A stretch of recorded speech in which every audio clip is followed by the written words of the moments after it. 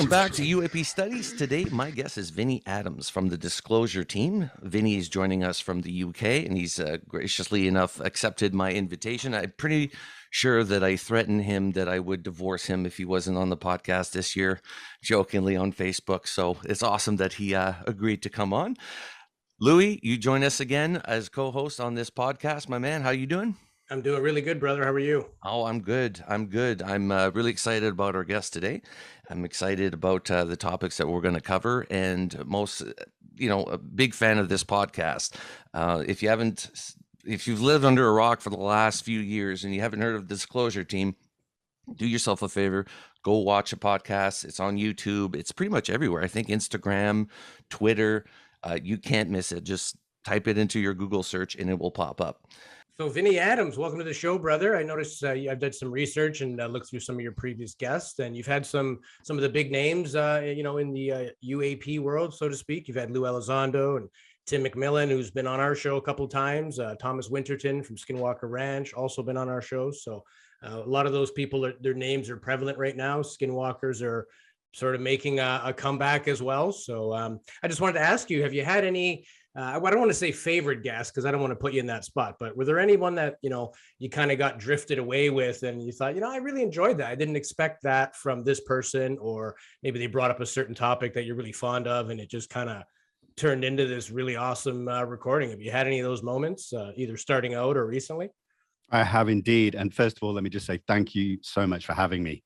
When I was asked, of course, I would never say no. I'm a fan of this show, so I had to jump at the opportunity. So thank you very much. But to answer your question, I've had so many moments with guests where I almost have a preconceived notion of what the conversation is going to go like. And 9 times out of 10, I'm completely wrong and completely off. And that's awesome because I still get really super nervous for every interview. But then you soon realize that the person that you're speaking to isn't how you expected them to be, and the conversation becomes really relaxed really quickly. Case in point, and you just mentioned him, is Thomas Winterton, who I spoke to earlier this week. I'm a big fan of the Skinwalker show, and I've researched it before. So it's, like I said, it's still nerve-wracking, but very quickly it was clear that Thomas was just a chilled guy up for open conversation. And before I knew it, we were just having a great chat. So, yeah.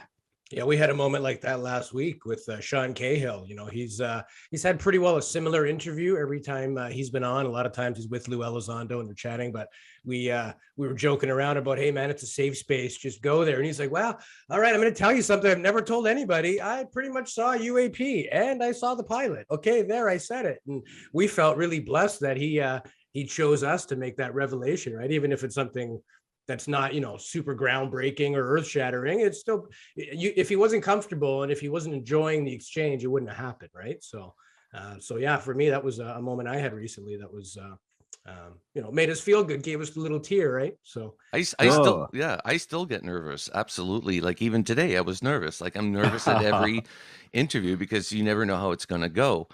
Personally, I appreciate the fact that, even though this is audio only, a podcast, I'm not on YouTube or anything like that yet. People turn on their cameras because it does such a huge favor to us as podcasters where we could see the person's face and reactions. Because if there's a delay at all, it throws me off. Like the editing that I have to do on these podcasts is insane. And you don't know how the guy took what you just said either. If there's an awkward silence, oh no, have I done something? Or is he just taking a minute or having a sip of his coffee? It leaves you guessing, right? Well, I think we're still visual creatures. We need that body language to reassure 100%. That we're all on the same page here, right? We're digging what's happening.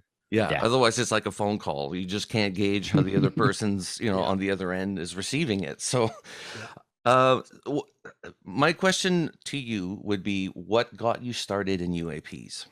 What was it that triggered it for Vinnie Adams that got you on this course that you're on right now with investigation? Because it's not just podcasting that you do and talking with people that are in this world of ufology. You're an actual researcher as well. So what got you so embedded into this? You know what? I give the same answer on every podcast. So I'm actually going to switch it up a little bit today and almost give you a little something that I've not really spoken about. It's a safe zone, brother. It worked last week. Let's give her 2 in a row. Let's do it. That's right. Let's go. You're among friends. So yeah, like as a young child, I was born in 77. So by the time the early 80s hit, I was already into Star Wars and all that kind of sci-fi stuff, E.T., Close Encounters, all that kind of stuff. So that was already in my ever developing brain at the time. But then I suppose it probably hit late teens, early 20s. I finished school and college and I was partying a bit and I just kept meeting different people. And there were people that were a bit more spiritually open to things. And I'd never really come across that before. So they were into stuff like the Illuminati and Atlantis and all these weird and wonderful, I don't like the phrase, but conspiracy theories. And so that kind of just triggered off like, there's more to this world. So I spent a few years like drifting between different conspiracy theories, but then hit the UFO subject probably about 12, 13 years ago now, and just started absorbing all the documentaries that were out and stuff like that. But I always found myself with more questions at the end and I was not satisfied. So I was like, I've got to find out more. And then obviously realized that both in the US and in the UK, there's documents you can go online and research. And so I was doing that purely just for my own joy. I really enjoyed sitting up for hours at night, just buried deep, on a screen full of documents. And then that just kept developing, I suppose. And then, when 2017 hit, like a lot of people, it was a big revelation. And I knew how important it was and could be. And then just bringing it back to the last few years, the pandemic hit. I was at home, a lot of time on my hands, and I thought, you know what, I'm going to just start a social media page. I chose Instagram just to kind of put things down for my own benefit, really. I could go back and look at them. Before I knew it, this was December. I had the account for a while, but I didn't post anything really till the end of 2020, early 2021. So we're only talking just over a year, and all of a sudden it just blew up. And I was like, okay, I can either do this for real or not. And I just went 110%, and here I am today. 110% is correct, my man. I just, like I said before we started recording the podcast, I'm in awe of the amount of work that you do. I'm extremely lazy. I will only podcast and once a week, which, and you're at it all week long. Like you got stuff going on all week, plus your investigations as well. So your work ethic is very good. Thank you, man. I appreciate that. I noticed that you mentioned that, what kind of piqued your interest was getting involved with people that were kind of enlightened thinkers, not scared to think outside the box, maybe not so much esoteric, but just that whole idea of consciousness and spirituality. And the higher, it seems now anyway, since ATIP videos and everything else, the higher level of person you speak to, they have a humble respect for that. Yeah, it's a conscious thing, reaching out to it, interacting with it, whether we're talking about like CE5 encounters with Stephen Greer in a New Mexican desert where you can manifest things with your thoughts or with your meditations or whatever. But it seems the deeper down the rabbit hole we go of physics, the physics fizzles away and the weird supernatural, anything's possible seems to be more prevalent. So it's nice and it's refreshing to hear people finally giving that some credence and not just fluffing it off like nonsense. Yeah, I will admit that I am from more of a nuts and bolts research background because I'm very evidential based, I can't be like maybes and, well, it almost says this, so I believe that. I need that final piece of conclusive evidence to form a decision on something. But then last year, before I started on YouTube, I was speaking to James Ian Doley a lot of Engaging the Phenomena, who's an incredible researcher, podcaster and everything, just a nice guy. And he was just kept saying, you should do YouTube. And I was like, I hate being in front of the camera. I'm not the best talker. But he kept persuading me and I started. And then, me and James have got a good friendship, and he's just the way he covers that kind of consciousness aspect of the phenomena, it really allowed me to open up and come away from the nuts and bolts and really embrace other aspects of the phenomena. And since then, I've realized that there are so many connections between all those different aspects. Is there anything that's kind of at the forefront of your mind? Like, what are you digging now? When you have somebody on that brings up topic X, like what is it that you're super interested in and kind of enthusiastic about learning more about? Because we're always evolving, I think, right? So what is that with you right now? I suppose probably because I spoke to Thomas Winterton was my last interview. But so when George Knapp and Lukatsky and Colin Kelleher released Skinwalkers at the Pentagon, I think it was November of 2021. And that really did show these connections between nuts and bolts and the woo, let's say. And that's been prevalent in my mind ever since, just really forming those connections. And now we've heard people like Lou speak a little bit more about those connections as well.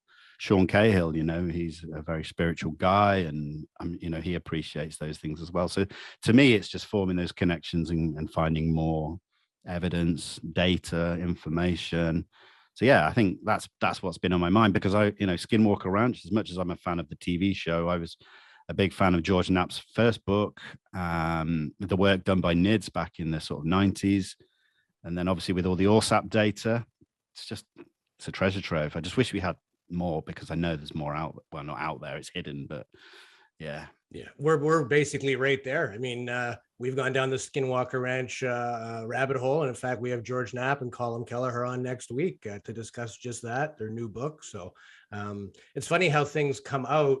Then it was like, where was that 6 months ago? Now it's like, maybe there's things in the work and people don't talk about it because they're in the works, and that's maybe how it kind of becomes present. But yeah, we're super excited about what's coming out. Anything that is legitimate disclosure from the government, whether it's a Tic Tac video or a book about UAPs or the studies that the Pentagon does.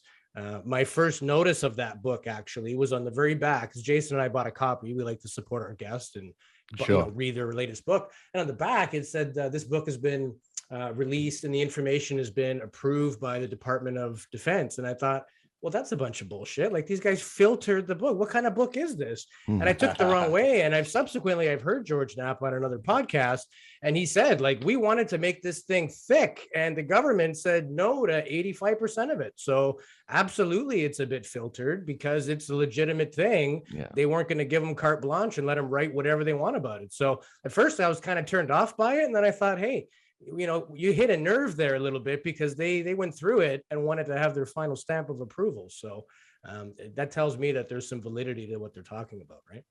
Yeah, I think if you read between some of the lines in the book, you can almost see where things end and there should be more information. You can kind of see where the DoD went. That's where they cut it short. And I find that just as intriguing as, what it possibly could be about. You learn to kind of read between the lines. And again, it's as long as you don't read between those lines and say that's got to be fact, you don't know. But yeah, you kind of you get to that stage eventually, and I really like that.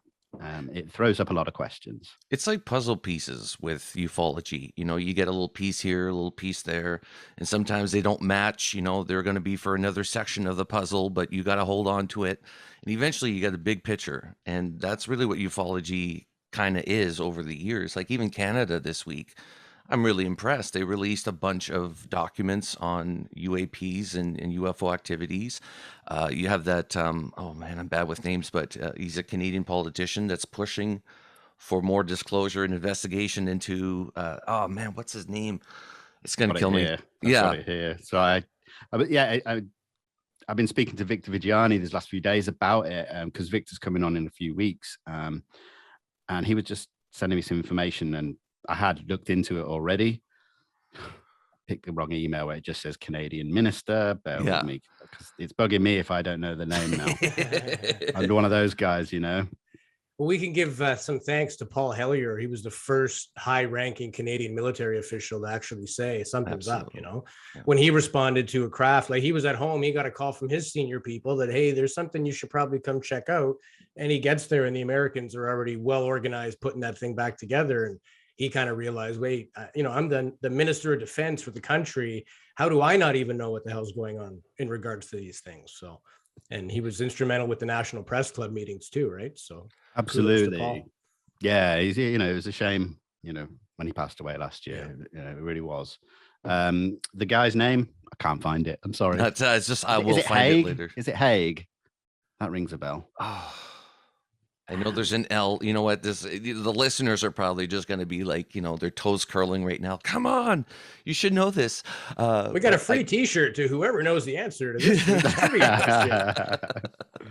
Yeah, but no, I mean Canada's doing some big stuff when it comes down to at least disclosure, trying to keep up with the states. How is it like in the UK right now with Oh this man, disclosure?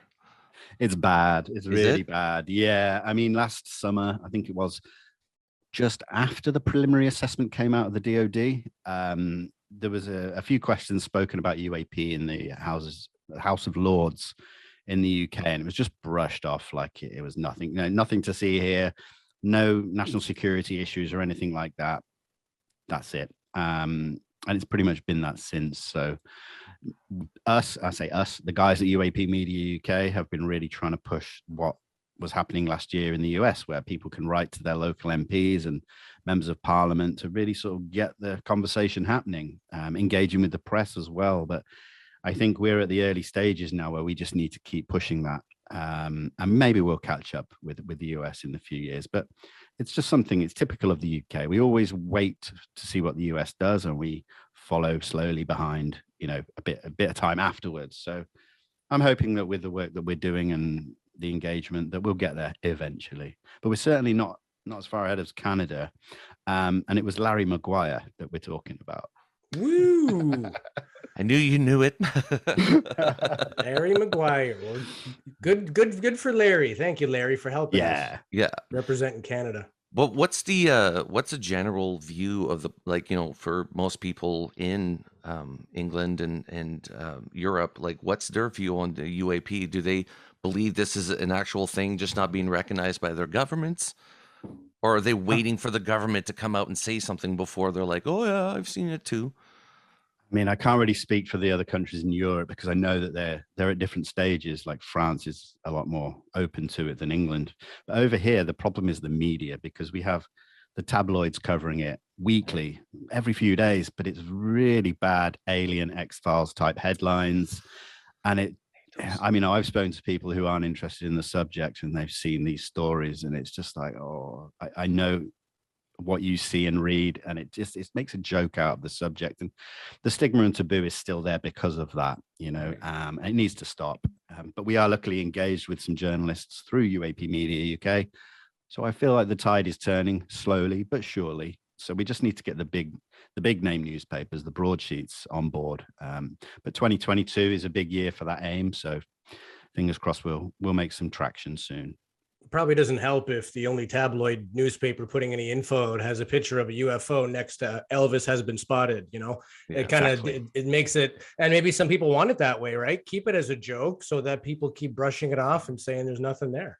And Philip Mantle actually mentioned that when he was on our show a couple of weeks ago, that's even though legitimate things seem to be happening, it doesn't really seem to be taken as seriously as he would like, right? Well, it's like the cheesy graphics that they put on, like a flying saucer through a city, and then they add like this stupid, and then, do you believe in these flying saucers? It's like, come on, like, why do you have to kick it off like that?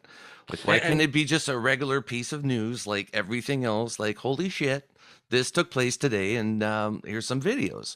As opposed to, what do you think it is? Write into us and find us. Like, it's nice that we've changed some of our acronyms, right? UFO to UAP, extraterrestrials to EBINs, the extraterrestrial entities or biological entities, that type of thing. So maybe if we change the stigma of the word itself, people will give it a little more credit. Yeah, I'm glad that we don't keep labeling it with aliens and ET and extraterrestrial, because the conversation has expanded to the point where we don't know if they're extraterrestrial because of all the other things, the cryptoterrestrials, the interdimensional. So I'm happy with that.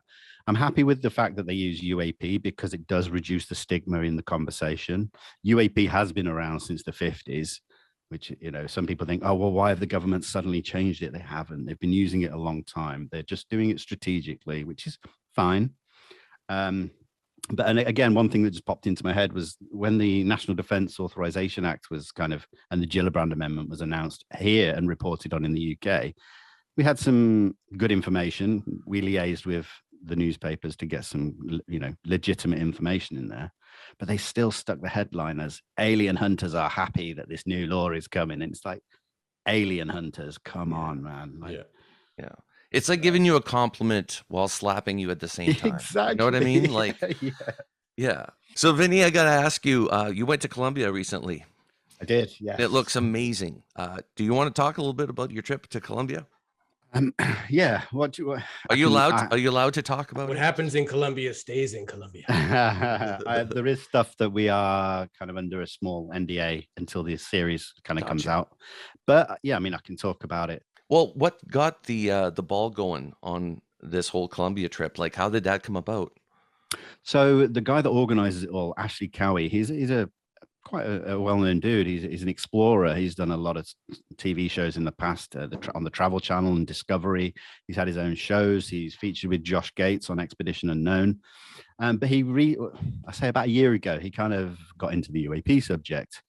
And he runs a page called UAP Colombia on Instagram and everywhere else. And he got in contact with me, probably getting on for a year ago, just to say, I'd like to do some collaboration work with you. So we did some articles and stuff about cases in Colombia. We kind of broke them last year. And I didn't know who he was at this time. He hadn't divulged his name and identity. I was just speaking to UAP Colombia, but super nice guy. And then after a few months, he kind of started talking about possibly doing something out there, like doing a documentary about this mysterious light phenomena that's kind of similar to what you see in the Hessdalen Valley in Norway. And I was hooked. I was like, that's my kind of stuff, the science-based aspect of the phenomena. So I was just like, yeah, I'd love to be involved, not really thinking anything would come of it. But as the year progressed, we started speaking and having video calls, got to know Ash, absolutely amazing guy. And then towards the end of last year, I got a message one day going, right, it's happening. Do you want in? I'm like, yes, please. Before you know it, 6 weeks is the countdown, and that flies by. And I'm on a plane with Dan, the Signal, from my colleague at UAP Media UK. And I think everyone knows Dan as well from that UFO podcast. And we're flying out there, and it's just incredible to know that we're going to be doing serious boots on the ground investigations into a real interesting phenomena. So yeah, great stuff. Yeah, South America is no stranger to the UAP phenomenon as well, right? Even other parts like Chile and Argentina and stuff like that, there's been things in the air, the water, lights, just all the same phenomenon. It seems to be a global thing, not just, maybe it gets more attention or kind of more momentum from the US because maybe they take lead when these kind of things happen, and they've just been doing so for longer. And that's kind of why if there are any leaks, it's going to come from where the pot is hottest, right? And if that is the hub of information, they're going to get everything first, and then it's going to kind of trickle out, from there. But one big thing that was different that I kind of wasn't expecting as much was that this is a phenomenon that has been reported for about 400 years. And the people out there are very, very spiritual. And you ask them what they think these strange lights are, straight away, without hesitation, it's UFOs. And when we were actually out there in the local town, all the walls around the small town are just murals of UFOs above the mountain and stuff like that. It is really ingrained in their psyche. Yeah. Every single one of them, So that was a strange thing, because you have to then get past what people's biases might be, or just pure belief systems, and not forget that we're there to actually try and gather evidence. So, but it was still a beautiful thing, when you talk to someone out there about UFOs, it's going to be a great conversation. There's no funny looks or anything. So that was awesome. Well, any of the North American cultures, right? Like if you look at like the Zuni or the Pueblo Indians or the Hopi, they believe that, they're the descendants of star people. Yeah. And even when you go to like Africa and Polynesia, and that kind of gives credence to the ancient alien theory that there were some intelligent creatures here in the past, because it doesn't explain the age of a lot of the things on our planet or the artwork. Some of these things look like they're operating craft. They're wearing spaceship helmets. Some of them are massive beside little guys. So either one's really, really big or one is really, really small, but they wanted to show that there was a difference, and we still don't have any answers to any of that stuff around the world. So I think that's kind of, especially in South America, that'd be a good place to get maybe some unfiltered information direct from people who that has become their, their ethos. It's part of their religion now, and what they actually believe. Yeah, totally. I mean, the main goal was to do the research, but also to film this documentary series, which obviously we did. And I mean, that in itself was a journey, and it's called phenomenology. Now, that is actually the study of experience, consciousness, and a journey.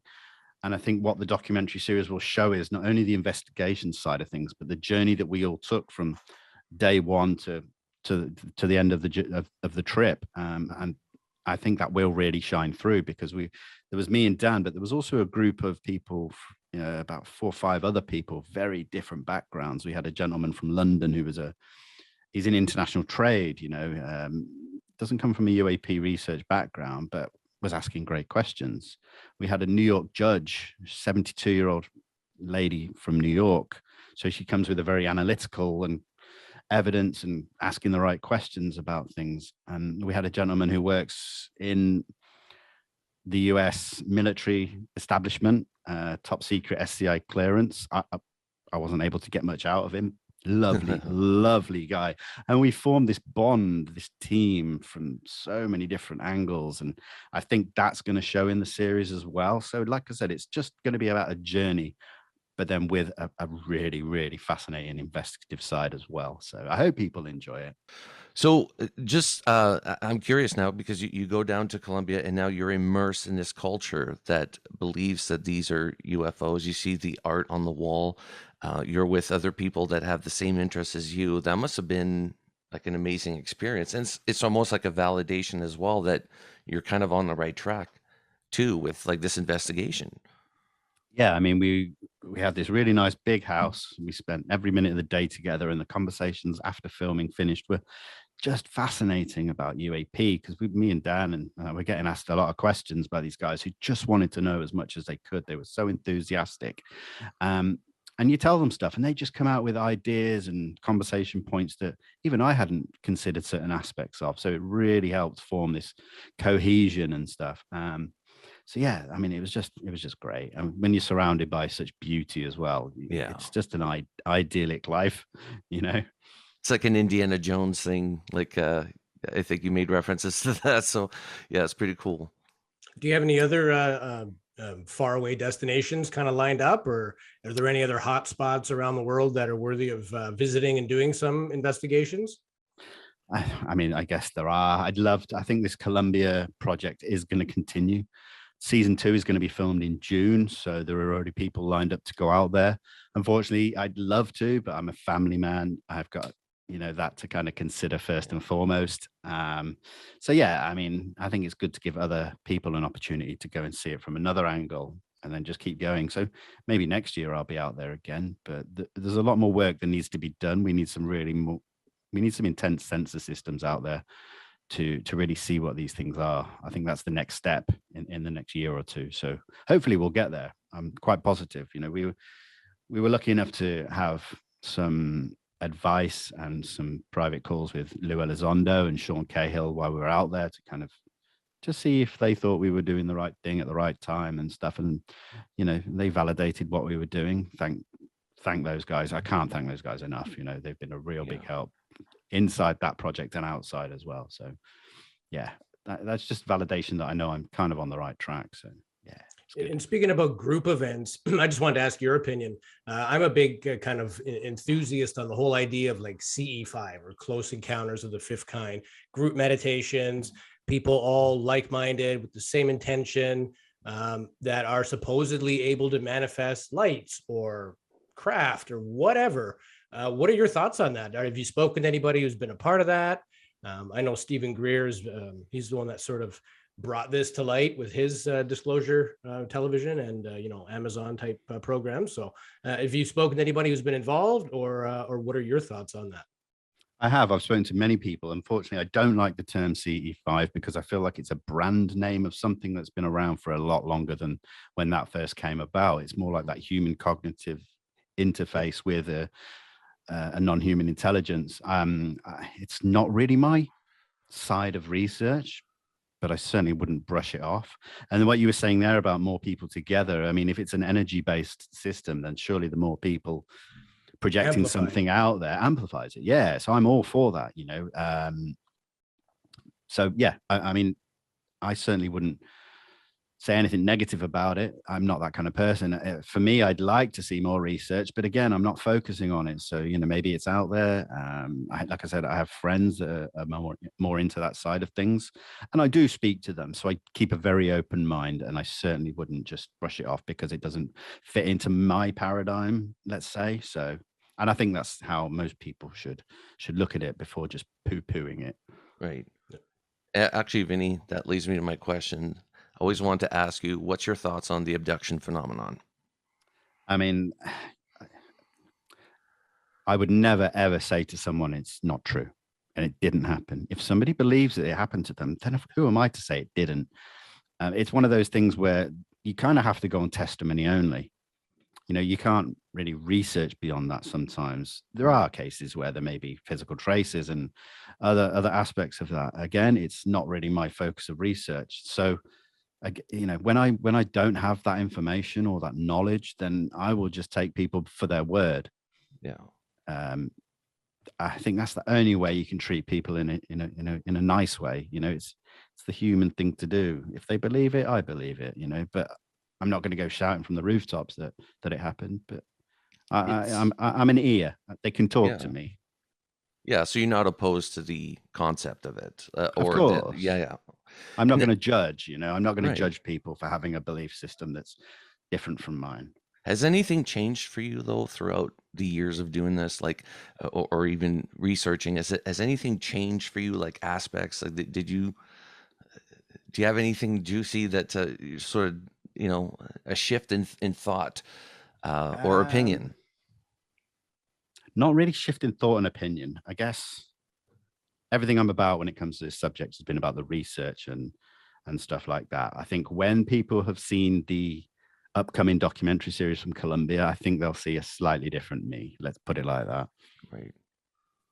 And if it's fact-based, then that's sort of the fuel to your rocket ship, then that's good. I mean, the science community, as Sean Cahill mentioned last week, he said, you show them these 5 observables, they're tangible, they're visually tracked, they're on radar, they create data, right? Like there's metrics to these things. So to just be able to say, well, no, I don't believe it. Yeah, but if you're a science mind, you have to look at it now, because now it's not coming from some guy's grainy video that he filmed in his backyard, and you just don't know what his motivations are, if it's real or modified, whatever. It's coming from the government. So it's you can't just say, it doesn't make sense, or there's nothing to it anymore. If it's factual based and it's predictable, repeatable, that's what science minds, including myself, that's what we're looking for. Show me. Yeah. I want to believe, but I'm not quick to believe. I think I'm more of an optimistic pessimist than anything else. Like, that's probably why it's a phenomenon, because you can't repeat it. Like, it's not, I know science, you're able to repeat an experiment, but you can't repeat that. A sighting takes place. But look at quantum physics. Quantum physics is a science. And when you observe something and measure the results, they're different from when you're not observing and measuring the result. So the mere act of measuring changes how things behave, because now you're giving them a purpose. It's not stranger than you think. It's stranger than you can think sometimes. That excites me. That's exactly all that data stuff and the analysis, scientific stuff. That is a bit more of my focus. Not that I'm a scientist doing the work, but I just, people talk about wanting to see the next video or photograph. I want the data. I want the radar data and all that kind of stuff. That to me is more compelling than a video or a photo, because of, it's 2022. We know how well these things can be manipulated, faked, hoaxed, and all that kind of stuff. So give me data. That's what I find, where the truth will lie. We need another Phoenix Lights. We need another 10,000 people to blatantly see something, and 800 people to get it on tape and say, yeah, maybe 1 or 2 are fake, but you're not going to get that kind of a mass collaboration, right? Yeah. Cities can't even agree on where to put parking and where to build a park. So there's no way they're going to be good enough to make that up, right? We need another big event to happen. See, absolutely. It's bound to happen. It's bound to happen. There's no way, right? And who knows what's the next city that's going to take place. But yeah, I always say that, please be Chilliwack. Please be Chilliwack. Well, British Columbia and then the West Coast of North America in general is a hotspot, all the way through Washington, Oregon, down through California, and then like right into Mexico and further south, right? So especially being so close to the water, a lot of these things demonstrate they can go from space to air to water. And no matter what the medium, it doesn't seem to affect them at all, right? So Absolutely. These things have been tracked on the east and west coasts of the yeah, US, Catalina Island, obviously down, like you say, to the islands a bit down nearer to Mexico, but then off the coast of Florida, Naval Base Oceana off of Virginia, things like that, apparently they're happening almost on a daily basis still. yeah. Fascinating. Okay, so this Phenomenology movie, that is coming out on May 1st, is that correct? Episode 1 drops May the 1st on our dedicated new YouTube channel for free, no paywall or anything. Yeah. Nice. And what's the length time of the episode? Do you know? I think they're probably going to be 20 to 30 minutes, depending on each one. I think they'll be between that. Hopefully it'll run about 8 to 10 episodes as well. Weekly releases. Yeah. And Awesome. at some point, are you going to write a book about your experiences? I mean, you've talked to everybody. You would have great insight onto this phenomenon. So are you going to write a book? You know what? I think that's something that would be another decade down the line. I've got so much work I want to do in this field for the next, for the next 10 years at least. That I think that would be something a lot further down the line, and it would include all the Colombia stuff. But I hope that I get to do a lot more kind of boots on the ground work in the coming years. So yeah, I think eventually, I'm surrounded by a lot of good authors. Graham Rendell, part of UAP Media UK, has written the Foo Fighter book recently. Absolutely phenomenal. So I wouldn't even dare to attempt to write a book at this stage. I'd need a lot more experience in the field. I still feel like, even though I've been in the background for quite a long time in this subject, I still feel like I'm new to some degree. So I wouldn't want to do something too soon, too early. Do it as a memoir when you've got years and years of things to reflect on, right? After disclosure. Yeah. And the thing is, too, with all your podcasts, I mean, you got great material there. You can go back and listen to it. And I don't know if it's probably the same for you as it is for me, but they're all my babies, each and every single one of them. And I forget sometimes some of the conversations I had, and I listen to them. I'm like, man, that's crazy that I had that person on. And you're one of those people that I have to have on, just because I've seen the success that you've had over the last few years, and I'm amazed at how big it blew up. But most importantly is the spreading the word out there. As you're getting more and more out there, and your posts are getting retweeted and stuff like that, people are getting the word that you don't need to wait for the government for disclosure. We have people like this that are talking to the right people, right? So kudos to you, my man. That's a big deal. It's a big deal. Thank you, man. I'm not very good at taking compliments. So, I always wanted my work to do the talking and not really me. So, I do still struggle with that, because it's not about me trying to put my face and name out there. Right. I'm just associated with the subject and doing work in it. So there's a kind of, it's a double-edged sword, as I want to get the information out there. And if my name has to go along with it, then I guess I have to accept that to some level, some degree. I guess you don't want to be, because there have been some names that have come and made a splash and were very quickly saw it as maybe like a bit of a sellout, or, they had materialistic motives. And even Lou Elizondo, I've heard him mention that, he didn't part ways to the Stars Academy. It's just they are media based and they want to be all about television programming. And he's got more work to do than almost to just limit himself to that. Maybe he's not willing to settle down, so to speak, yet. Right. So absolutely. Yeah, people you want to get the word out, but a lot of these people, including yourself, are very humble. Even Sean Cahill, extremely humble, down to earth guy. They're not out there waving the flag saying, everybody listen to me, I'm an expert on the subject. They're quick to admit there are no experts, because nobody knows, nobody has definitive proof. So let's keep our heads about us and not get too big about what we think we are. Let's just keep talking about this, and let's make it be a cool thing to discuss. We have some colleagues amongst us that agree with us on every other topic in the planet, and they're like, "You guys do an alien show, really? Like people come on that thing?" Yeah. So even if we can get them to listen, it's working, and that's part of breaking down those walls and the stigma. And I mean, this is not a fringe topic anymore. So let's talk about it with some respect.